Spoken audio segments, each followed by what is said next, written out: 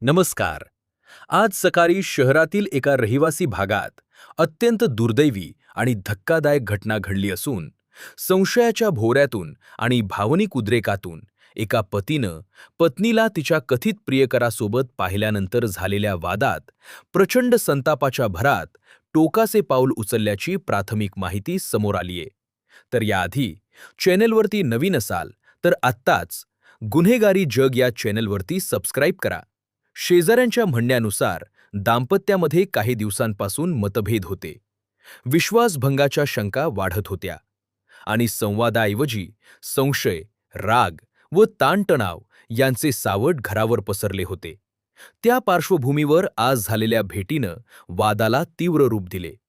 शब्दांच्या चकमकीनंतर परिस्थिती हाताबाहेर गेली आणि त्यातून गंभीर परिणाम घडले. घटनेची माहिती मिळताच पोलीस तात्काळ घटनास्थळी दाखल झाले. परिसर सुरक्षित करून पंचनामा करण्यात आला. साक्षीदारांचे जबाब नोंदवण्यात आले आणि संबंधित व्यक्ती ताब्यात घेऊन पुढील चौकशी सुरू करण्यात आलीय. प्राथमिक तपासात कौटुंबिक तणाव, संशय आणि भावनिक अस्थिरता हे घटक समोर येत असून पोलीस कायदेशीर प्रक्रियेनुसार पुरावे गोळा करत आहेत. शवविच्छेदन अहवालानंतरच नेमकी कारणं स्पष्ट होतील, असे अधिकाऱ्यांनी सांगितले. दरम्यान परिसरात शोककळा पसरली असून कुटुंबीय व नातेवाईकांवर दुःखाचा डोंगर कोसळलाय. समाज कार्यकर्त्यांनी व तज्ज्ञांनी अशा प्रसंगात संवाद, समुपदेशन आणि कायदेशीर मार्गांचा अवलंब करण्याचे आवाहन केलेय. कारण रागाच्या भरात उचललेले टोकाचे पाऊल आयुष्यभर न भरून येणारी हानी करते.